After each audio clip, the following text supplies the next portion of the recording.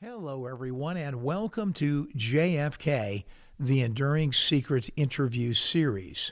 From time to time, here at JFK, the Enduring Secret, we get a chance to interview important people in the JFK research community and others that are in some way connected to the story of the assassination. These interviews are often featured on our JFK, the Enduring Secret YouTube channel, as well as our regular audio podcast. If you found us by chance and you are not already a regular subscriber to the audio podcast, please do subscribe at your favorite podcast outlet. And please do the same over at YouTube on our YouTube channel of the same name, JFK, The Enduring Secret. Today, we begin a conversation about the evidence in the murder case of Officer J.D. Tippit.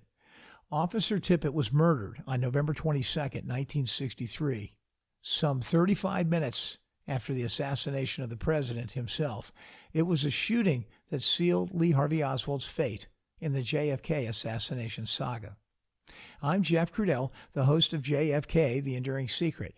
And if you've been riding with us through our Tippit Murder Series on our regular audio podcast, you know we're knee-deep in the chaos of that Oak Cliff afternoon. Today, we're shifting gears for something special, the launch of our 4-part video companion series designed to bring the witness testimony in the Tippit murder case to life, with visuals that the audio alone can't capture. And that's not all. We've got one of the foremost experts on the case to guide us through it. Picture this: over 30 witnesses scattered around 10th and Patton and along Jefferson Avenue, each with a glimpse of the gunman. Was it Oswald? On the surface, it seems like a slam dunk. So many witnesses claiming that they saw him flee the scene. But dig deeper and the cracks appear. Many evidentiary flags that would tank this circumstance in any courtroom. Shaky timelines, conflicting descriptions, fleeting views from afar, and influences on police lineups that were made worse by a media frenzy. Timing alone raises alarms. Could Oswald even have made it there in time from Dealey Plaza to commit the Tippit murder, dodging buses and cabs and all of the complexities of his foot traffic? And here's the real mind bender. How do so many eyes lock on one man, yet so few deliver a rock-solid ID? Did they truly see Oswald, or just what the narrative needed them to see? This whole puzzle is confounding, a tangle of human memory and high-stakes history. That's why, when it comes to sorting through all these witnesses, I knew we needed an expert who lives and breathes this case. Enter Matt Douthit, Dallas native and one of the sharpest JFK assassination researchers out there, and especially when it comes to the evidence related to the Tippit witnesses. He's debated the details, walked the crime scene, and uncovered angles that flip the script. We sat down with Matt for over 3 hours, dissecting testimonies, timelines, and those pesky witness inconsistencies. And now we're breaking it into 4 gripping mini episodes, each 30 to 40 minutes long. These videos pair perfectly with our audio series. If you haven't yet, please get back over to your favorite audio podcast outlet, and please do catch up on my Tippit Murder Mini-Series, currently through episode 11. In this video series opener, Matt takes us on a fascinating journey as he begins to map the witness landscape, taking us one by one through the witness list. Who saw what, when, and why it matters. And in the process, we see some gaping holes in the evidence that begin to appear. So stick around and enjoy this series. Whether you're a longtime skeptic or just diving in, this is where the story of the Tippit murder witnesses gets real. And when you're finished, please do return here to JFK, the Enduring Secret YouTube channel interview series, and watch the remaining episodes 2, 3, and 4 of this mini-series on the Tippit witnesses. I guarantee you'll enjoy it. And a special thank you to Matt Douthit himself for agreeing to do this series with us, and for all the listeners of JFK, The Enduring Secret. And now, without further ado, let's get right to the interview. All right. Well, here we are today with Matt Douthit. He's a Dallas researcher who I believe is one of the foremost experts on the Tippit murder. And I'm inspired. I actually was inspired to do the Tippit episodes. I probably would have never done them this early after 290 some episodes. That's kind of funny to say too early, but I probably wouldn't have done them right now in the sequence of our podcast episodes had I not gone to Dallas last year to my first, actually my second JFK researcher conference and met Matt Douthit. And Matt was kind enough, gracious enough to invite a series of us along to participate in a tour, taking us from the Texas School Book Depository, following the path of Lee Harvey Oswald as he escaped or exited the Texas School Book Depository, no matter how you want to look at it, and followed a path to Oak Cliff, first to his rooming house and then ultimately to the Texas Theater. And we got a bird's eye view of that entire sequence of events from Matt. And it really did inspire me. And I was in awe at the time of how much you knew every little detail about this case. And since then, I've come to learn that not only do you know all the details about the case, but you can cite them, where they came from. And one of the most important things, I think, is that you remained so objective. There is a lot of confusion about all of the evidence in the JFK case, almost at every turn. And it's amazing. We all have our own personal biases one way or the other. But I find you to be one of those individuals who really attempts to stick to the evidence. And I'll say this, and I know I'm being long-winded, Matt, but I watched all of your Tippit debates, including those, well, I'm not gonna go into them, but I will say this, that even when there was a lot of disagreement, you stuck to the facts, and I was just really impressed with that. So I know that at least we've gotten to a point in our series of episodes. I've actually done 10 now, almost 11.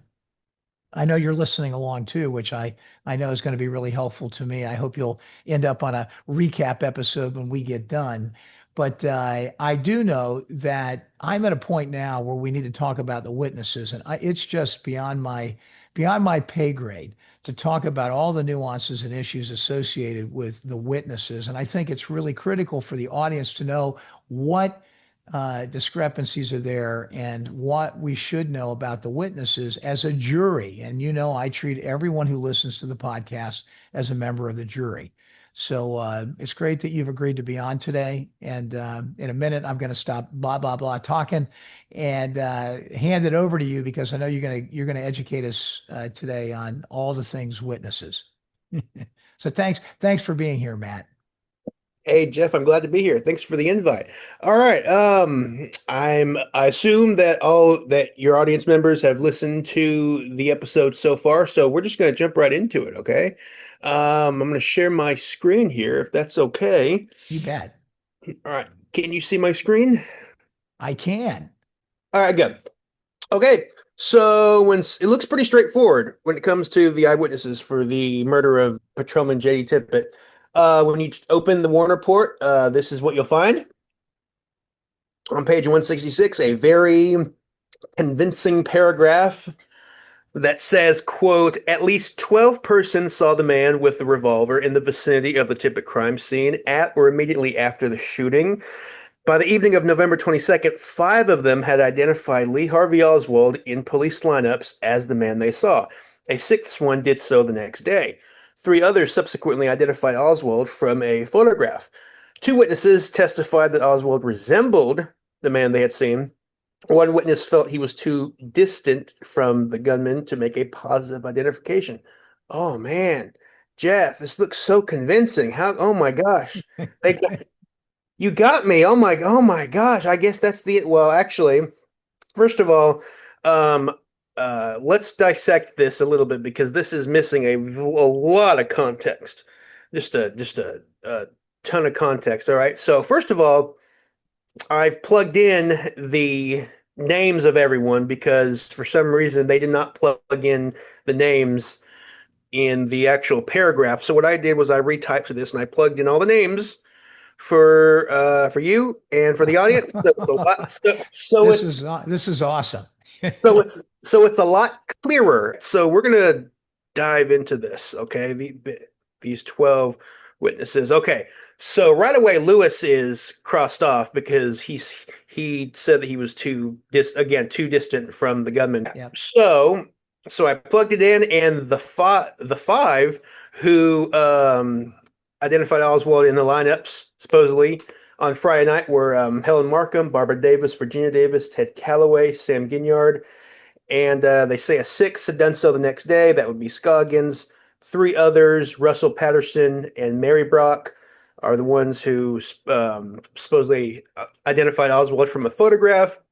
Two witnesses, Benavides and William Arthur Smith, said that Oswald resembled the man, and one witness, Lewis, would be the guy who said he was too far to make a positive identification.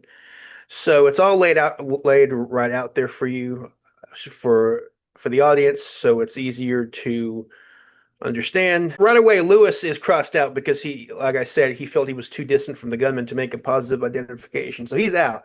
Now, So it's was not he just for my clarity though? Lewis was one of the employees at the Reynolds car lot. Is that correct?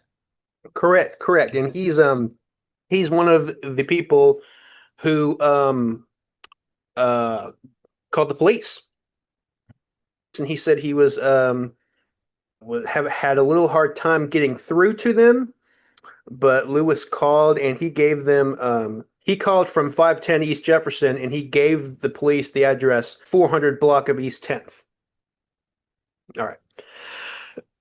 So let's go right down the bat. On the porch of the intersection of 10th and Denver, we have William Arthur Smith. And in fact, here is William Arthur Smith. Can you see him right here? I can. This is him lingering in the background of one of the crime scene photos. I'm not sure if a lot of people know that, but there he is right there on that day. Again, they said William Arthur Smith testified that Oswald resembled the man they had seen. So did William Arthur Smith identify Oswald? Well, buried in the National Archives, in the Warren Commission documents, we find an FBI report of an interview with Smith. And it says right out of the gate, quote, Smith advised that he did not believe it was Oswald when he saw Oswald on TV. That's CD or Commission Document 205, page 243. I mean, it just says it right there. And this is not mentioned in the Warren report or its 26 volumes. They didn't want anything that was contrary to the narrative to be put in there. So if you go to the archives and plunder through all that stuff. I mean, now it's online, it's easier. But if you would want to know something like this in 1964, you'd have to go to the National Archives and open up file number 205, and eventually in page 243, that's what these fancy numbers mean right here. Then you would find it.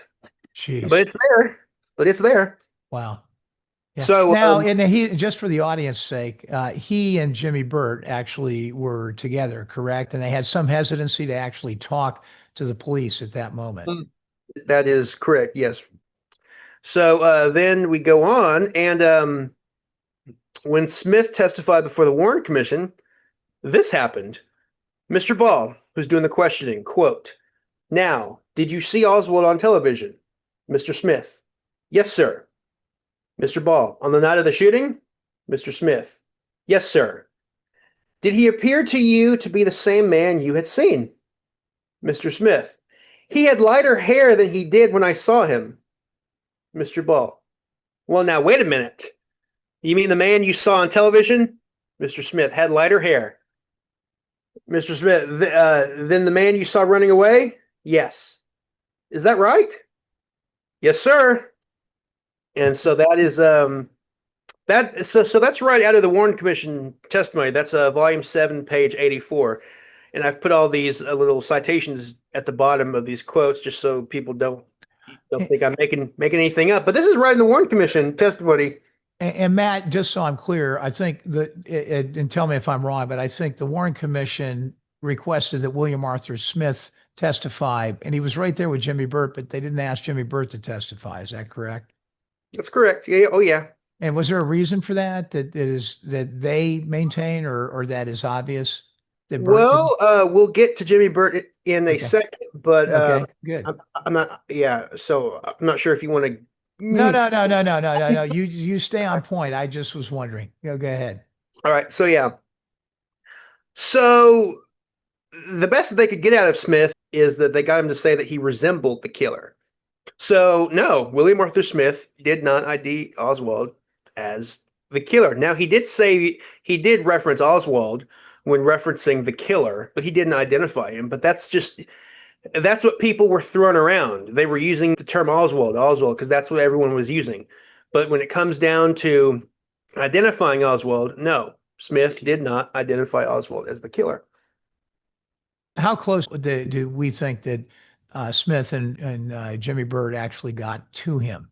I think I've measured it at like 300 something feet, Okay. 320. So 20. they were quite a ways away from him. I mean, to make a positive identification like that. That's possible. Yeah, it's possible. They were That's too a far. that's a 300 feet is a football field away. Something like, yeah, yeah, exactly. Yeah, That's a long exactly. ways away to make a definitive positive ID in a murder case. And Smith is still alive, as a matter of fact. He's still alive. He's still alive. Oh, So, no kidding. I mean, does he live in Dallas? Is he a Dallas? I don't want to give away exactly where he lives, but he lives in Texas. Yes. Okay, got it. All right.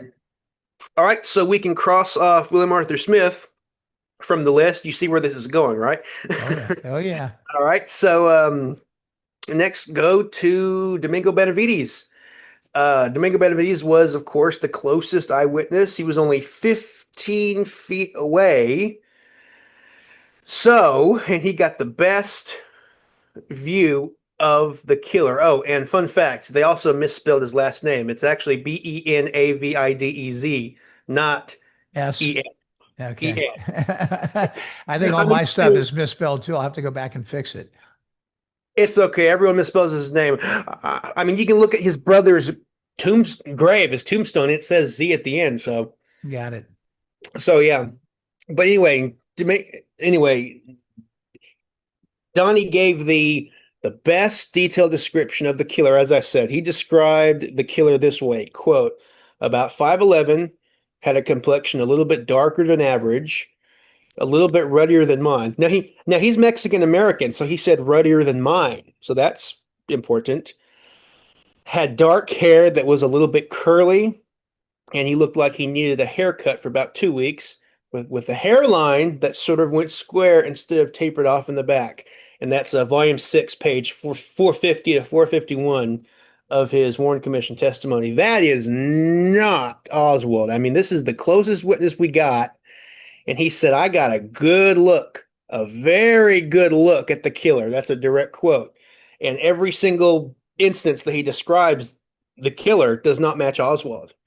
So right away, I do not think that an Oswald or an Oswald lookalike shot Tippit, because this does not match Oswald.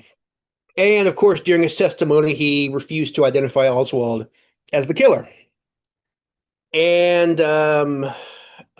there's stories about how he was hounded by the Dallas police. And of course, his brother, who looked like him, was murdered.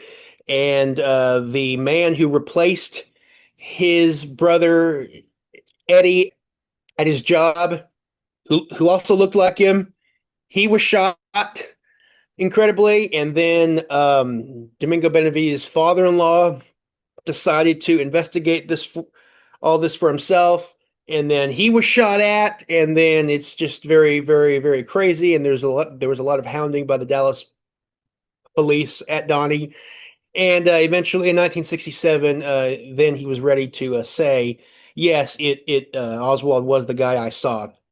And And then you're referencing 1967 because of his involvement in the CBS special. Are you? exactly. And for those who can see this on the screen right here, this is from that 1967 CBS special.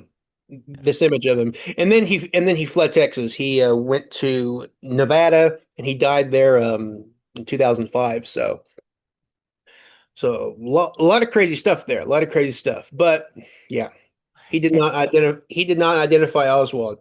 So Did he ever get on tape? I just out of curiosity, did he ever get on a researcher's tape or no, a specific discussion suggesting that he was scared into yeah. Um, are you asking me whether he was interviewed by any researchers? yes, where he actually made statements that Only to Mark Lane in his book, A Citizen's Dissent. He agreed to be in the Rush to Judgment film. Mark Lane and Emilio D'Antonio for their film.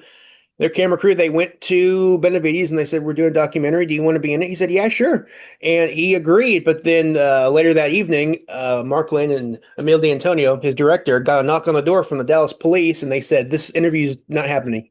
You're not going to talk with this boy." And they kept calling him boy because he's Mexican and the cops are very racist back then. It was like, this is not happening.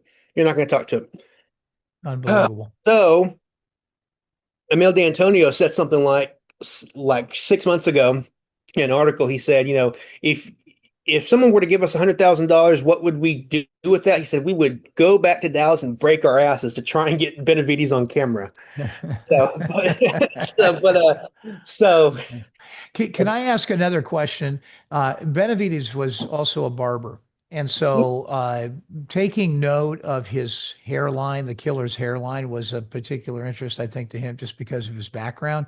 And as you mentioned, he talked about how his hairline was sort of went square instead of being tapered. Do we have a good picture of Oswald from the rear that shows that his haircut was tapered like that? Oh Or yeah, yeah. We have photos that evening and that weekend of him at City Hall where you can see how his hairline is not what Benavides described. right, right. So, And that's really the point here, right? That at the end of the yeah, day, particularly that one feature among others was one that was clearly different from the contemporaneous pictures taken of Oswald. exactly, exactly. Right on the money. So Benavides is crossed off. So let's go to the other witnesses. Okay. So if we go back to the Warren Commission paragraph, it says, quote, three others, Russell Patterson and Mary Brock, subsequently identified Oswald from a photograph. Very, very interesting, right? And now some people say, oh, they identified him from a photo lineup. No. What happened was they were shown a single photograph of Oswald, this one right here up on the screen, which is Oswald's mugshot from New Orleans. They weren't shown a photo lineup. They were shown a single photograph of Oswald months after he was dead and months after he was nationally known. I mean, Yeah. I mean, I mean, as I always say to people, that's like showing someone Osama bin Laden and going, is this the guy 9/11? Is Yeah. this is this the guy 9/11? Well, yeah. Or does this man look familiar? Well, yeah, of course he does, because so anyway, so to me, Russell Patterson and Mary Brock are completely worthless. Well, can I ask a question on that one, Matt? Because I mean, back to your Osama bin Laden picture, I could look at that picture and say, yeah, of course I recognize him. He's Osama bin Laden. But that doesn't mean that I can attest to the fact that I was in a room or saw him run. If I were asked that question, I would say, no, I've never seen him in real life before. So I do get your point, but that he may be biased. But why do you believe? I mean, and just for the audience's sake, this is Yeah. to be to actually debate it. But why do you believe that that in and of itself negates those three witnesses? Well, like I said, it was the proper thing to do would be to show a photo lineup, show six photographs and say, do you recognize anyone in here? But what they did instead was they just showed a single photograph of Oswald, and they didn't show it to them, that night or the next day. They showed it to him. They showed it to these three witnesses months, many, many months after he was dead and after he was nationally known. So everyone knows Oswald's face. Everyone knows who he is. These three witnesses I consider worthless. Yeah, and I think the way you've just explained it to me is helpful to me because I think what you're perhaps articulating is this property of mental closure. They actually did see someone. They're attempting to connect it to some other picture or identification, and they get this picture, and it's at that moment that they do have an image of their mind to be in their Yeah. mind to begin with, and they are now attempting to close it around this picture. So it is a little bit different than my example, and I think mine is a circumstance that doesn't really comport to what you described. So I get it now. Thank you. I think It, that may be helpful for the audience too. it would have been better if they had gotten these three witnesses that night before they had seen him on television or in the newspapers. That would have been a lot better, and then shown them a photo lineup. But no, this is months and months and months and months later, after everyone knows his face, everyone this, and it's unfortunately it's worthless. Do, do That's just you know if any of those three particular witnesses were threatened in any way? So many of them were. I know you're probably going to get to that. If you do, I'll yeah. defer it. But Yeah, Harold Russell, he's usually listed in the mysterious death lists. mm, In fact, he was let go by his boss, who was also Warren Reynolds' boss, and he said, "Look, I don't want any of my other employees getting shot, so I'm going to let you go." And then Harold Russell, apparently, he kind of lost his mind. He said that people were apparently after him. He begged his friends to hide him, and then he had an encounter with the police, and then he died. And it's we don't have a whole lot of information to go off of, but I'm not saying it's a execution or a takeout. I'm just saying it's very suspicious. another one for the list. Mhm. And to talk about Pat Patterson for a second, the FBI re-interviewed him, and he said, "I didn't identify anybody." And they're like, "What?" And he's like, "No, I don't remember. I didn't identify anybody." So they're like, "Okay." So this is like about 4 weeks before the Warren Commission goes to print. This is what 9 months after the assassination. So they go out and they re-interview him, and they do the right thing this time, and they show him to their credit, they show him a photo lineup, and no, no, that's not what they did. I'm joking. That's Oh. not what they did. they had they had a chance to redeem themselves, and they didn't. So they showed him a single, again, not a photo lineup. They showed him a single photograph of Lee Harvey Oswald, and they didn't even show him this photo, his mugshot. Do you want to see what photo they Sure, showed him this time? Do you want to sure. see the backyard photo, the famous backyard photo? And they said, does this man look familiar? Yep. Okay. So now he's on the list officially. And again, this is like August. This is like August of '64. This is an absolutely worthless identification. And again, they could have done the right thing. They could have gone back and showed him a photo lineup and say, "Hey, look, just all the BS aside." No, no, they just showed him this photo. Crazy, absolutely crazy. I got that from Gary Murr's book from 1971. I think a lot of people forget about that.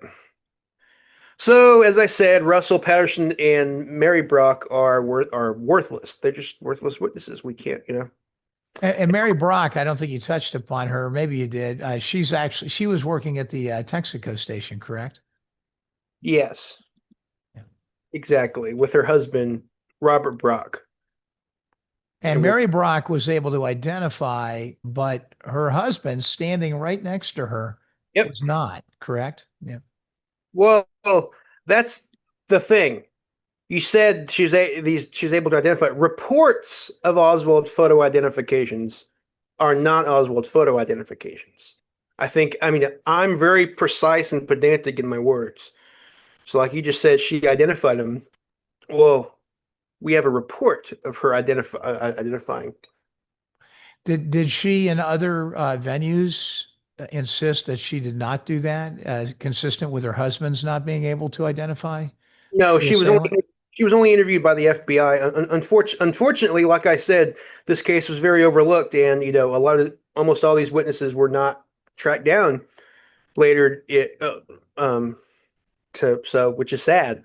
I mean, Helen Markham, she was interviewed for The Man Who Killed Kennedy. Ted Calloway was interviewed for the London mock trial, but like all these other witnesses, they just totally down the tank under the rug. No researchers ever went and interviewed them, sadly. Yeah. So, so yeah, they are worthless witnesses. So we can cross them off of the list. On to William Scoggins. Okay, so Bill Scoggins. So right away, Bill Scoggins, who's eating his lunch in a taxi cab on the intersection of 10th and Patton, automatically he's out because he testified, volume 3, page 334, 335. He testified that he saw Oswald in the morning paper. So really, he's out. He's already tainted. But let's just go down this avenue for a second. Okay. Lineup participant Daniel Lujan testified that actually there was no Saturday lineup because once they were marched on the stage, Oswald began complaining about the unfairness of it, and the police took them back outside and never brought them back in. So there was no lineup. And I don't think a lot of people know about that. Wow. And I didn't put the citation here. The citation for that is volume 7, page 246. And I read that and I was like, wow, there wasn't even a line. Wow. Wow. So they So didn't, but at the same time, he sort of self-identified himself, didn't he? I mean, by making those comments in the midst of all, I mean, the only person that would be worried about that would be the actual assailant, so to speak, right? Or the person who was being charged or, yeah, we'll get to the lineups in just a little bit. But even so, even so, and a lot of people don't know about this, even so, Scoggins picked the wrong photo in a photo lineup. That's volume 3, page 335.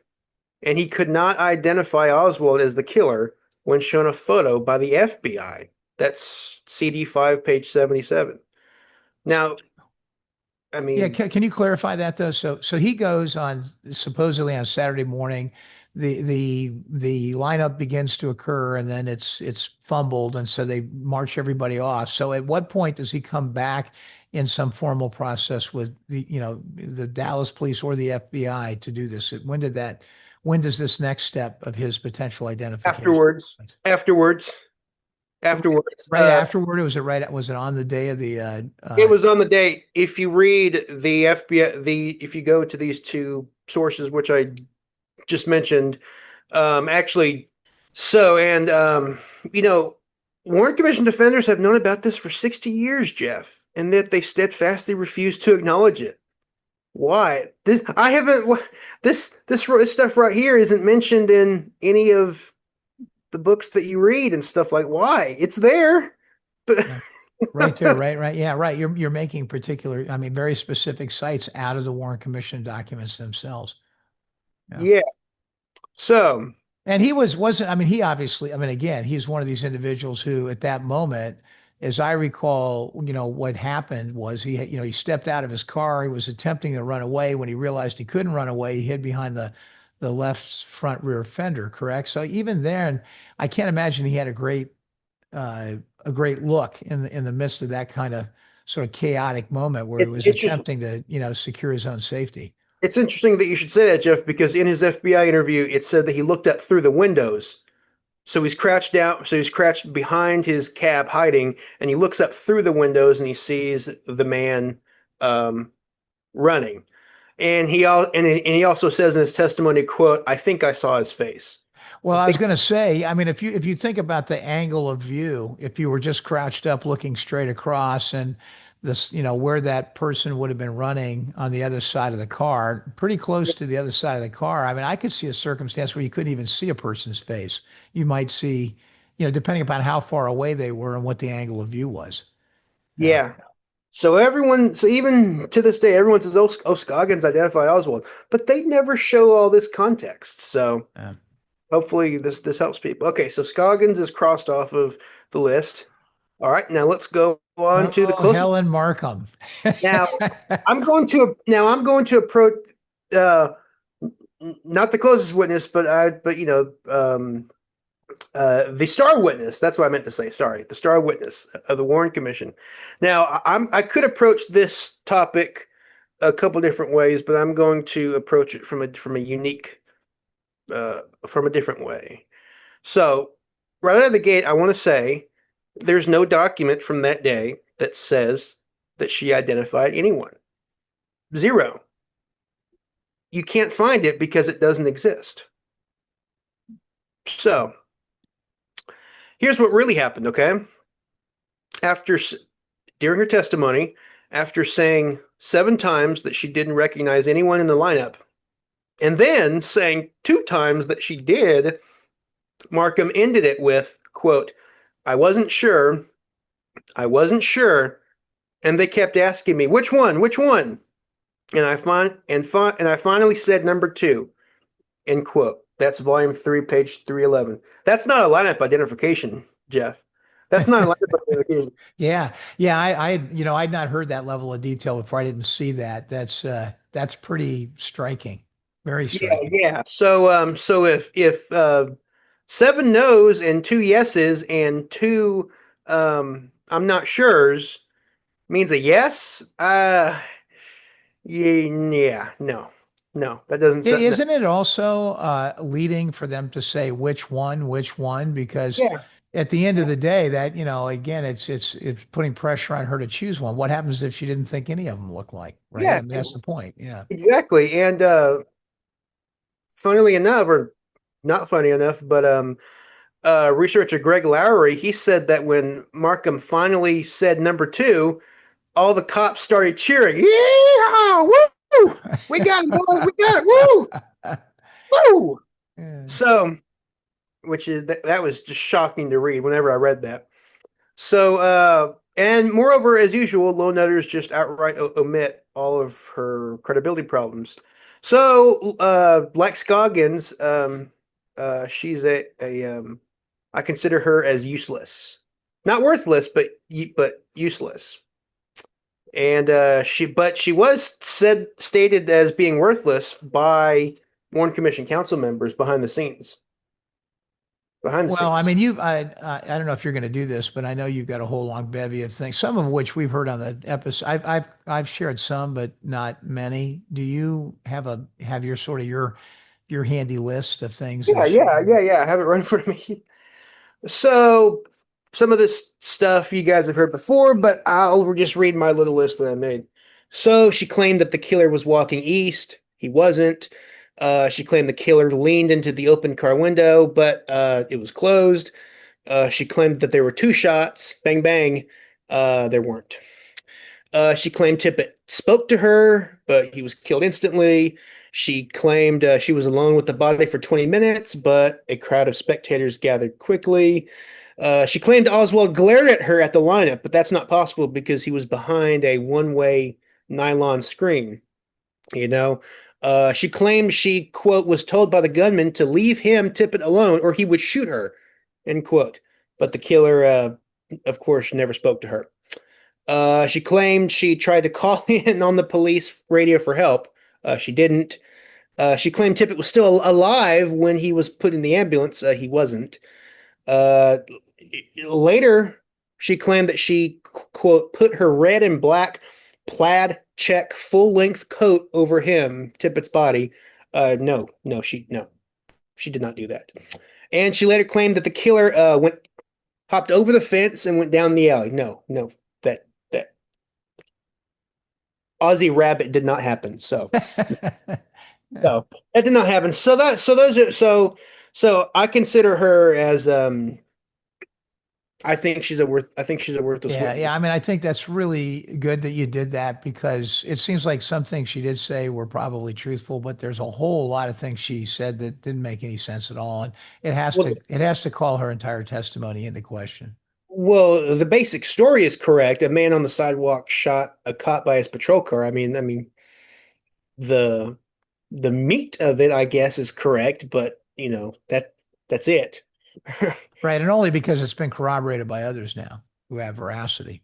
And also, this was not published in the 26 volumes. This is Warren Commission Document 5, page 79. This was her statement that day given to the FBI, not the Dallas police, but the FBI. And she describes the killer as, quote, 18, black hair, red complexion. Does that sound like Oswald? Sure doesn't. Yeah, So sure even doesn't. even if we were to go down this path, and like I said, there's no mention anywhere about any identification or lineup or anything in here, but she did describe the killer on that day, November 22nd, to the FBI, 18, black hair, red complexion. So that's not Oswald. Thank you again for listening today to another episode of JFK, The Enduring Secret interview series. Please join us on a regular basis, and you'll find our podcast at your favorite podcast outlet, as well as our YouTube channel on YouTube. And that's JFK, The Enduring Secret.